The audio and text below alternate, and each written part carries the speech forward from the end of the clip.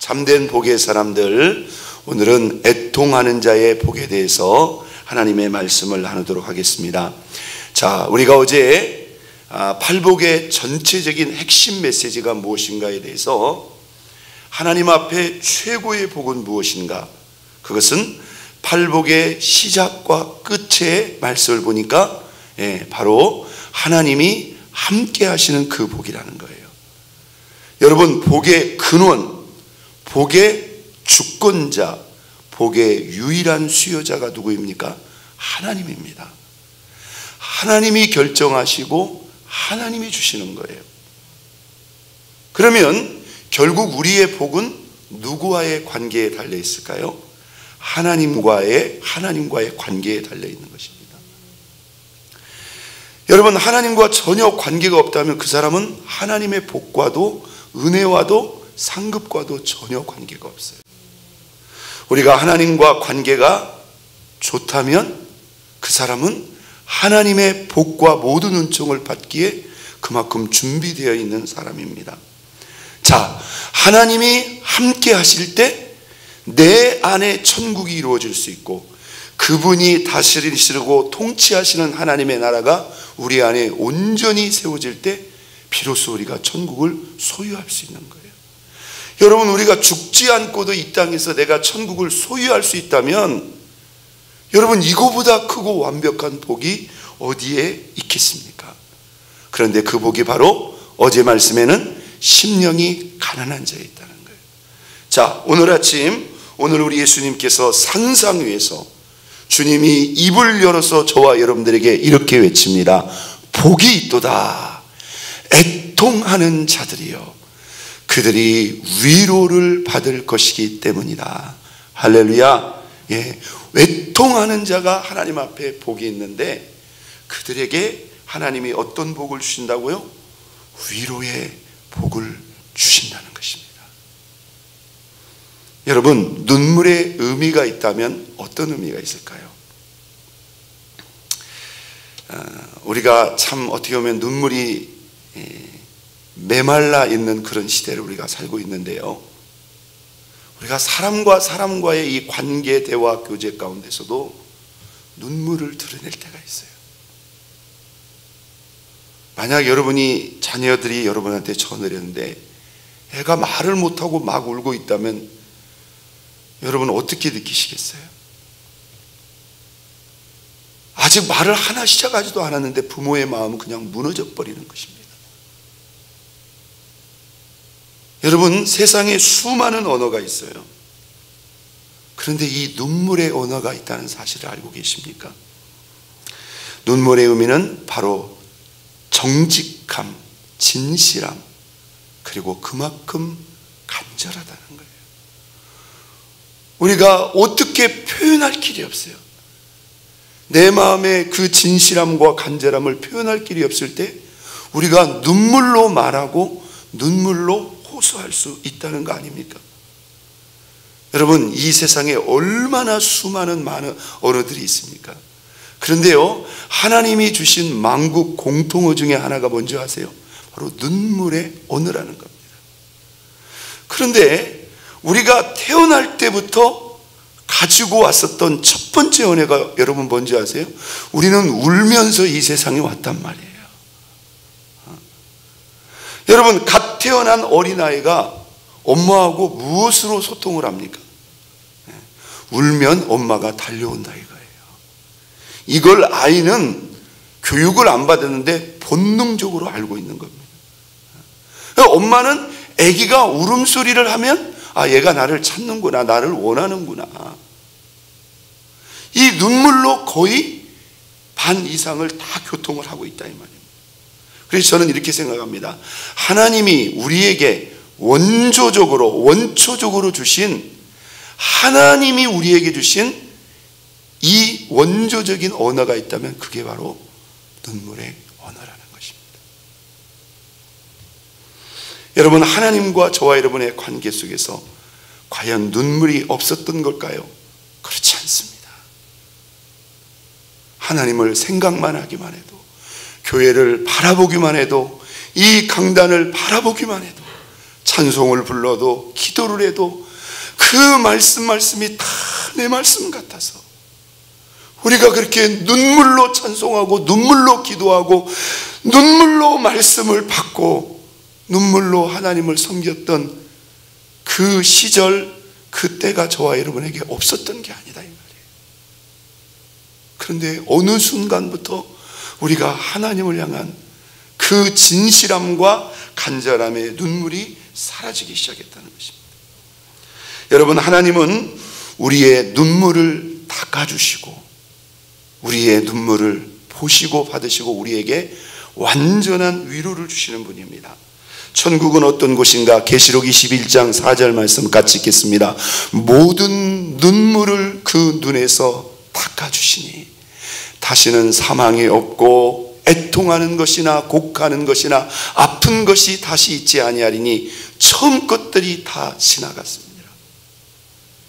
여러분, 천국은 갈등, 고통, 스트레스, 이 모든 것을 하나님이 완벽하게 제거하시는 바로 그것이 천국입니다. 그런데 이 천국이 이 땅에서도 우리 안에 계신 하나님으로 말미암아 이루어질 수 있다는 거예요. 여러분, 막 아기가 울고 있을 때 왜 그러니 왜 그러니 하며 어깨를 다독거리며 눈물을 닦아주시는 여러분, 그 부모님의 모습. 그런데 우리가 하나님 앞에 울며 불며 애통함으로 기도할 때 우리 하나님도 똑같이 저와 여러분의 눈물을 닦아주시며 등을 다독여 주시며 우리를 위로해 주시는 하나님인 것을 여러분 믿으시기를 바랍니다. 여러분, 내가 눈물로 하나님 앞에 나아갈 때 하나님이 우리 어깨를 다독이며 우리를 위로해 주시는 이 위로하심의 은혜, 이 위로하심의 복이 여러분 얼마나 크고 위대하고 강력한 복인 줄 아십니까? 여러분, 이 복을 찾고 받고 누릴 수 있기를 예수 그리스도의 이름으로 축원드립니다. 이것은 눈물의 언어를 사용하고 지키고 표현할 수 있는 자에게 주시는, 어쩌면 하나님과의 관계 속에서 아주 깊은, 심도 깊은 하나님의 은혜가 아닌가, 저는 그런 생각을 해봅니다. 여러분, 우리가 주의 길을 간다는 거, 주의 사명을 받든다는 거, 사실 남모르는 그런 도전과 시험과 어려움이 헤아릴 수 없어요. 그걸 사람한테 다 우리가 표현할 수가 없어요. 그래서 우리가 지치기도 하고 힘들기도 하고 이제 더 이상 못 갈 것 같다, 그렇게 느껴지거나 한계를 느낄 때도 있어요. 그런데도 여러분 있잖아요, 그 순간, 그 고비, 그 한계를 어떻게 이기고 극복할 수 있는가? 여러분, 어떻게 이기고 극복할 수 있을 것 같아요? 내가 하나님 앞에 내가 힘들고 괴롭고 고통스러운 그것을 내려놓고 하나님 앞에 기도할 때 하나님이 부어주시는 그 놀랍고도 엄청난 위로하심의 은혜가 실제로 있다는 것입니다. 믿으시면 아멘. 여러분, 이거 있으면 이겨낼 수 있습니다. 이거 있으면 잡아낼 수 있습니다. 이거 있으면 여러분 뛰어넘을 수 있는 걸 믿으시기를 바랍니다. 여러분, 위대한 사도 바울의 그러한 삶을 우리가 한번 생각해 봅시다. 바울은 결혼도 하지 않고, 그러니 뭐 부인이 있겠습니까? 자식이 있겠습니까? 그런데 여러분, 우리가 그분의 삶을 생생하게 사도행전과 서신서의 기록을 보면 어떻게 우리와 똑같은 인생이 그런 삶을 감당할 수 있었을까? 여러분, 수많은 고난, 그리고 감당할 수 없는 죽음의 위기를 온몸으로 감수하면서 그것을 맞닥뜨려가며 멈추지 않고 가지 않습니까? 여러분, 어떻게 감당할 수 있을까요? 오늘 그 놀라운 비결을 바울은 고린도후서 1장 4절에 이렇게 기록하고 있습니다. 같이 읽어볼까요? 우리의 모든 환난 중에서 우리를 모아사 위로하사 우리로 하여금 하나님께 받은 무엇으로서 위로로서 모든 환난 중에 있는 자들을 능히 위로하게 하시는 이시로다. 할렐루야. 여러분, 힘들 때, 괴로울 때, 더 이상 참기 어렵고 감당할 수 없을 때, 여러분 눈물로 우리 하나님 앞에 나아가시기 바랍니다. 할렐루야. 눈물로 나아가세요. 여러분 그때 하나님이 여러분의 눈물을 닦아주십니다. 나는 더 이상 못할 것 같습니다. 나는 더 이상 못 갈 것 같습니다. 그런데요 하나님이요 위로하시고 새 힘을 주시면요 일어날 수 있을 뿐만 아니라 다시 기쁨으로 나아갈 수 있는 놀라운 위로의 은혜를 우리에게 주신다는 것입니다. 자, 그렇다면 우리가 하나님 앞에 이렇게 애통하는 자가 된다면 어떤 점에서 애통하는 자가 되었을까요? 자, 첫 번째는 바로 자신의 죄에 대해서 진심으로 애통할 수 있는 자가 되어야 됩니다. 자, 팔복의 핵심은 무엇이라고 그랬죠?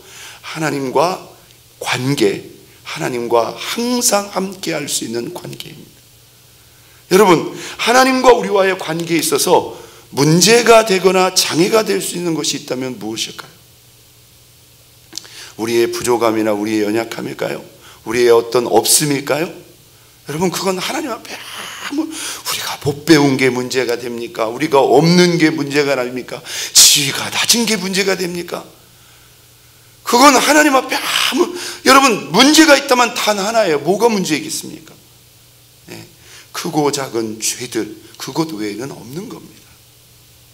그러므로 우리가 하나님과 우리 사이의 이 장애를 해결하기 위해서 우리는 이 죄와 주님 앞에 서는 그 순간까지 철저히 싸우는 거, 여러분 이게 영적 생활이고 이게 신앙생활입니다. 야고보 선생님은 야고보 4장 8절에 하나님과의 관계를 이렇게 말합니다. 하나님을 어떻게 하라? 가까이 하라. 그리하면 너희를 가까이 하시리라. 죄인들아 손을 깨끗이 하라. 두 마음을 품은 자들아 마음을 성결케 하라. 자, 내가 하나님을 가까이 하면 하나님도 우리를 가까이 하신다고. 이건 틀림없는 말씀입니다. 그런데 내가 어떻게 하나님을 가까이 하느냐 이 말이에요. 여러분, 이것은 시공간적인 개념이 아닙니다. 어떻게 가까이 한다? 구체적으로 손을 깨끗이 하라. 마음을 성결케 하라. 한번 따라서 볼까요? 철저한 회개가, 눈물의 회개가 하나님과 가깝게 한다. 믿습니까? 여러분, 이게 영적인 원리라는 거예요. 손을 깨끗이 하라는 것은 우리가 범한 죄를 말하는 겁니다. 마음을 성결케 하라는 것은 아직 범하지 않았지만 여전히 우리 마음속에, 여전히 우리의 생각과 의식 속에 잠재적으로 있는, 또는 우리가 알게 모르게 습관적으로 범하는 그 죄까지 철저히 씻어버리라는 거예요. 여러분, 우리가 굳이 하나님께 가까이 갈 필요가 없다니까요. 우리가 철저히, 여러분, 회개를 하다가 회개가 안 되면 그때는 울어야 됩니다. 배달려야 됩니다. 죄가 끊어지고 죄가 달아나기까지, 죄와 완전히 돌았을 때까지 눈물로 회개하면 여러분 회개할 수 있어요. 이어지는 말씀 야고보 4장 9절의 말씀입니다. 슬퍼하며, 읽겠습니다. 슬퍼하며 애통하며 울지어다. 너희 웃음을 애통으로 너희 즐거움을 근심으로 바꿀지어다. 이렇게 스스로 의지적으로 내가 그 죄를 끊을 때까지, 돌았을 때까지 눈물로 구체적으로 애통해야 하면 여러분, 우리 주님의 보혈의 은혜가 우리를 깨끗게 정결케 하는 줄로 믿습니다. 시인은요, 죄에 대해서 애통하는 자의 복에 대해서 시편 31편 1절에 이렇게 말합니다. 허물의 사함을 받고 자신의 죄가 가려진 자는 뭐가 있도다? 복이 있도다. 이게 정확한 복의 원리입니다. 허물의 사함을 받고 자신의 죄가 가려진 자. 그런데 그냥 그게 사함을 받고 그냥 가려지는 겁니까? 아니죠. 회개를 전제하는 거예요. 그 진정성 있는 회개의 절정은 바로 무엇이다? 그것은 바로 눈물의 회개라는 것입니다. 여러분, 위대한 하나님의 사람 다윗도요, 순간의 위협, 우리가 참 이 다윗의 이야기를 생각할 때마다 큰 경종을 삼아야 될 것. 우리는 다 넘어질 수 있습니다. 언제든지 넘어질 수 있어요. 그렇게 순전하고 그렇게 깨끗했던 다윗, 사울왕에게 쫓겨 그 10년의 세월에 혹독한 고난과 연단을 받았던 다윗도 순간의 유혹 앞에 밑바닥까지 무너지지 않습니까? 이미 너무나 큰 죄를 져버렸어요. 여러분, 그런데 우리가 이 다윗의 생애를 통해서 주목해야 될 아주 중요한 점이 바로 다윗은 이 크고 무서운 죄를 짓고서도 그는 하나님 앞에 용서받았고 이전과 하나님과 완전한 관계를 회복했다는 거예요. 여러분, 왜 그런지 아세요? 이 다윗은 하나님과의 관계를 정확히 이해한 사람입니다. 적당히 회개하지 않았다는 거예요. 성경은 이 다윗의 처절한 회개를 이렇게 기록합니다. 시편 6편 6절입니다. 내가 단식함으로 피곤하며 밤마다 눈물로 내 침상을 띄우며 내 요를 적시나이다. 얼마나 울었는지 침상을 요를 적실 정도로 그렇게 하나님 앞에 밤낮으로 하나님 용서해달라고, 하나님 용서해달라고. 여러분, 다윗이 깨끗하게 씻음받고 용서받은 것을 여러분 믿으시기를 바랍니다. 예, 우리가 죄를 안 짓는 것이 당연히 최상입니다. 그러나 여러분, 죄가 크냐 작냐, 많고 적느냐, 이거보다 더 중요한 것은 얼마나 철저하게 제대로 회개했느냐, 이게 더 중요하다는 것입니다. 요엘 선지자는 우리에게 이렇게 외칩니다. 여호와의 말씀에 너희는 이제라도 금식하고 울며 애통하고 마음을 다하여 내게로 돌아오라. 우리가 하나님께 돌아가는 게 뭡니까? 여러분, 회개하는 거예요. 철저히 회개하는 거예요. 우리가 당연히 큰 죄, 무서운 죄 회개는 당연히 말할 것도 없죠. 그러나 작은 죄, 우리가 알게 모르게 쉽게 노출되고 넘어지는 죄도 뭐 이런 죄까지 어떻게 안 지을 수 있어? 여러분, 그렇게 생각할 일이 아니라는 거예요. 여러분이 회개하지 못하고 씻지 못하고 여전히 남겨놓은 죄만큼 우리는 하나님과 거리가 생길 수밖에 없는 것입니다. 믿습니까? 예, 우리가 하나님께 가까이 간다는 것은 물론 많이 예배드리고 많이 기도하고 말씀을 많이 보고 이것도 중요합니다마는 그 말씀의 빛 앞에 나를 철저히 주의 보혈 의지해서 씻어버리는 거예요. 자, 애통함으로 간절히 기도하는 자에게 어떤 복이 있습니까? 자, 시편 39편 1절 2절 12절입니다. 읽겠습니다. 자, 두 번째, 애통함으로 우리가 하나님 앞에 나아간다는 것은 애통함으로 회개하는 것과 더불어 애통함으로 간절히 기도할 수 있는 그런 자입니다. 애통함으로 기도하는 자에게 바로 애통함의 그 복이 있는 거예요. 오늘 시인은 이렇게 말합니다. 같이 읽겠습니다. 여호와여 나의 기도를 들으시며, 읽겠어요. 시작. 여호와여 나의 기도를 들으시며 나의 부르짖음에 귀를 기울이소서. 내가 눈물을 흘릴 때에 잠잠하지 마옵소서. 나는 주와 함께 있는 나그네이며 나의 모든 조상들처럼 떠도나이다. 여러분, 부르짖는다는 것은요, 물론 통성으로 큰 소리로 기도한다는 의미도 있습니다만 이 부르짖는다는 것은요, 울부짖는다고 하는 그런 의미가 있습니다. 여러분, 막 울면서, 우리 능력교회에 다 그런 분위기 있습니다. 막 울면서 내 숨이 넘어갈 것처럼 여러분 울며 하나님 앞에 매달려 보세요. 제가 여러분에게 한번 질문을 드릴게요. 우리 하나님이 눈물에 약할까요? 약하지 않으실까요? 대답해 보세요. 우리 하나님 눈물에 마음이 움직이시는 분입니다. 물론 그 눈물이 진짜 눈물인지 거짓 눈물인지도 하나님은 정확히 알아요.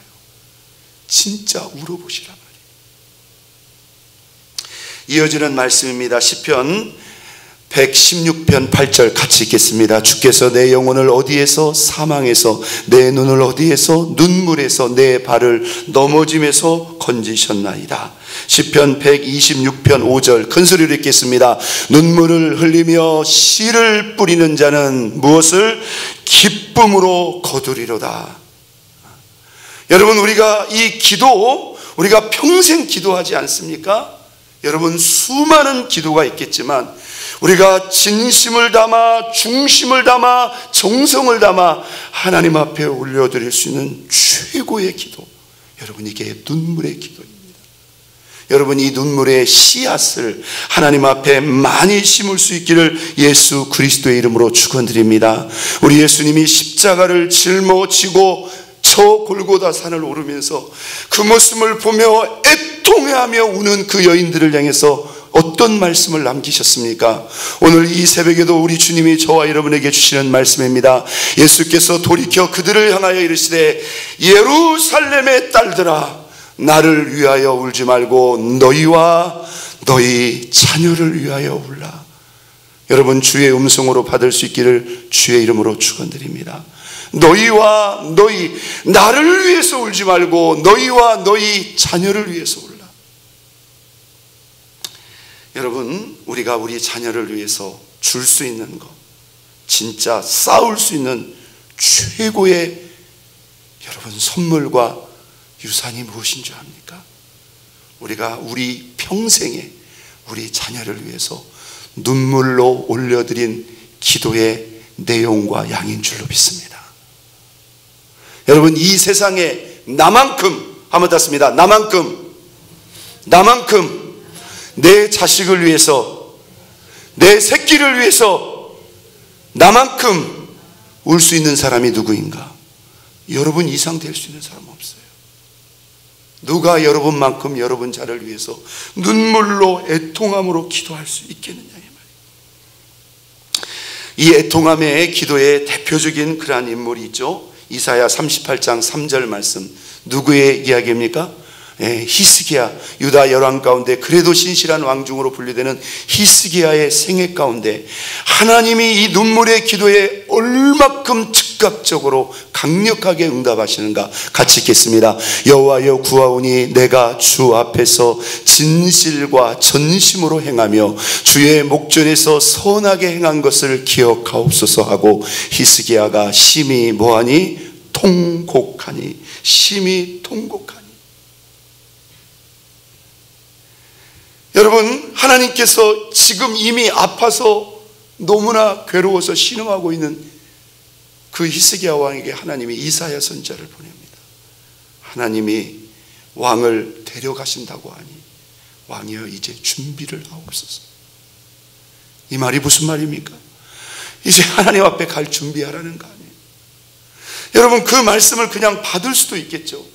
그런데 히스기야는 받을 수가 없었어요. 그래서 낯을 벽으로 향하고, 하나님, 내가 그래도 지금까지 주님 앞에, 하나님 앞에 정직하게 선하게 살았던 저의 모습을 기억해 달라고 하면서 막 통곡을 합니다. 여러분, 히스기야가 통곡했다고만 기록되어 있어요. 그런데 얼마나 간절히, 얼마나 통곡을 했는지요. 자, 그 하나님의 말씀을 주고 뒤돌아서 이제 왕궁을 떠나는 이 이사야 선지자에게 하나님의 응답이 바로 임합니다. 저는요, 하나님이 바로 응답하지 않으면 이 히스기야 왕이 그 자리에서 기도하다 죽을 것 같지 않았을까? 저는 그렇게 생각합니다. 자, 하나님께서 이사야 선지자에게 뭐라고 말합니까? 너는 가서 히스기야에게 이르기를 내 조상 다윗의 하나님 여호와께서 이같이 말씀하시기를 내가 내 기도를 들었고 내 눈물을 보았노라. 내 수 안에 몇 년? 15년을 더하고.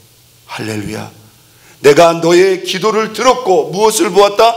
내가 너의 눈물을 보았노라. 주님이 그 자리에서 히스기야의 그 눈물을 받으신 것입니다. 여러분, 이런 예가 뭐 다윗뿐만이 아니라 곳곳에 기록되어 있지 않습니까? 여러분, 우리 예수님이 겟세마네 동산에서 기도할 때 여러분 어떻게 기도했습니까? 우리 예수님도 여러분 십자가 앞에서 흔들렸다는 사실을 알고 계십니까? 솔직하게 기도했어요. 아버지, 아버지께는 모든 것이 다 가능하지 않습니까? 할만하시거든 이 잔을 내게서 지나가게 하옵소서. 예수님은 그 일을 위해서 진짜 수천 년을 기다렸어요.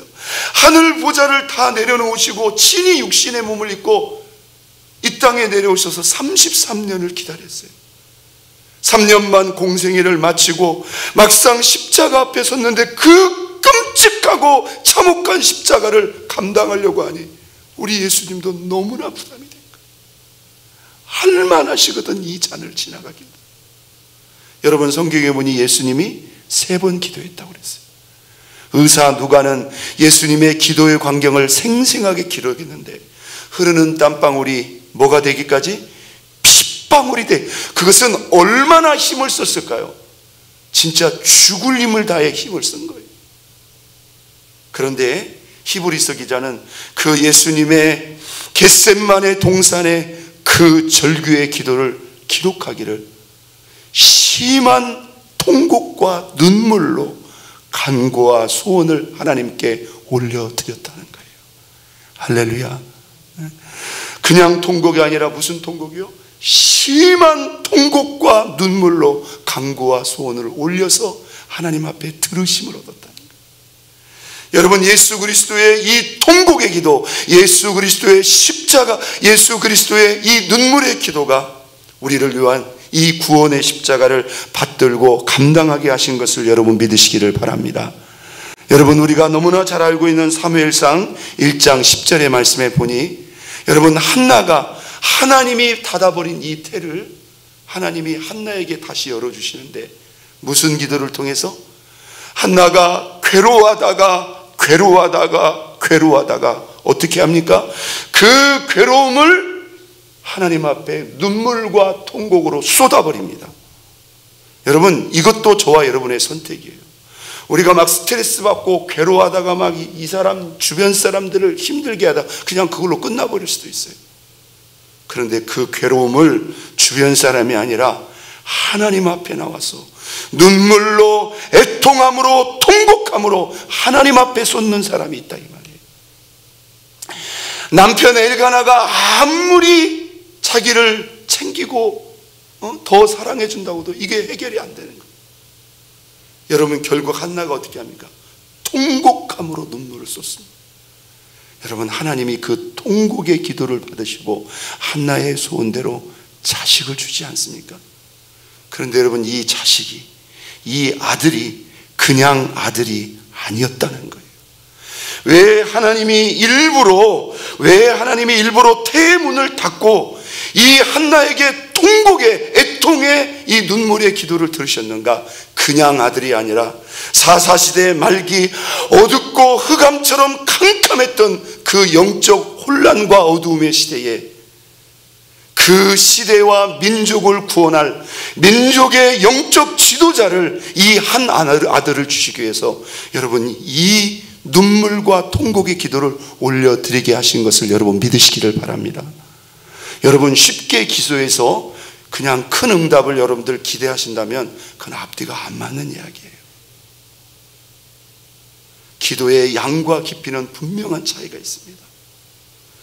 우리 한국 부모님들은요, 참 평생을 자녀들을 위해서 그만큼 해주고도 결혼해서 이미 출가시킨 자녀들을 보면서도 아이고 다른 부모들은 이것도 해주고 저것도 해준다는데 그리고서도 그 자녀들한테 미안한 마음을 가지고 여러분 그렇게 생각하지 마세요. 근데 우리가 진짜 미안하게 생각해야 될 부분이 있어요. 남들처럼 잘 먹이고 잘 입히고 마음껏 가르치고 여러분 이게 아닙니다. 여러분 우리가 우리 자녀들을 바라볼 때 우리가 믿음의 부모로서 믿음의 선진으로서 내가 저 자녀들을 위해서 얼마나 많은 시간 눈물로 애통함으로 기도의 소원을 우리 하나님 앞에 올려드리는 거예요.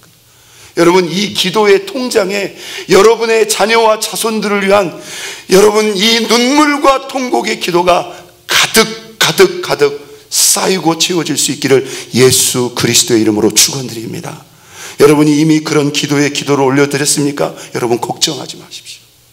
여러분 걱정하지 마십시오. 여러분이 하나님 앞에 올려드렸던 그 수많은 기도들, 그 진심을 담은 눈물의 기도라면 여러분 하나님 잊지 않으십니다. 자, 오늘 우리 예수님께서 한상 위에서 우리에게 이렇게 외칩니다. 복이 있도다 애통하는 자들이여 그들이 위로를 받을 것임이니라. 여러분, 우리가 하나님 앞에 어떻게 애통해야 됩니까? 내 죄에 대해서 큰 죄는 말할 것도 없고 작고 습관적인 죄까지, 뭐 할 때까지요? 씻어질 때까지, 완전히 나를 떠날 때까지 눈물로 애통함으로 회개하는 자가 복 있는 자요.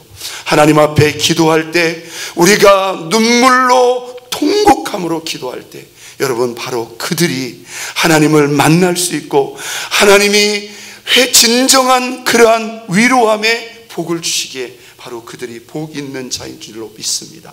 오늘 우리가 이 아침에 우리가 이 말씀을 붙잡고 한번 기도했으면 좋겠습니다. 우리 다 같이 한번 기도했으면 좋겠습니다. 오늘 이 말씀 앞에 하나님이 우리에게 주신 원초적인 언어가 바로 눈물의 언어입니다. 우리가 이 언어를 잃어버리지는 않았습니까? 우리가 이 눈물을, 여러분, 우리가 사용해 본 적이 너무나 오래되지는 않았습니까? 언어라는 것이 사용하지 않으면 결국은 그 언어를 잃어버리게 되어 있습니다. 하나님, 우리가 그 눈물을 다시 되찾기를 원합니다. 하나님, 우리가 그 눈물을 회복하기를 원합니다. 애통함으로 회개하는 자가 되게 하여 주옵소서. 눈물로 회개하는 자가 되게 하여 주옵소서. 우리 이 시간 다 같이 오늘 주신 본문의 말씀을 붙잡고 하나님이 눈물 애통하는 자의 복의 은혜가 우리에게 있게 해달라고 다 같이 두 손 높이 들고 주여 세 번 부르고 동성으로 개인적으로 기도하라 돌아갑니다.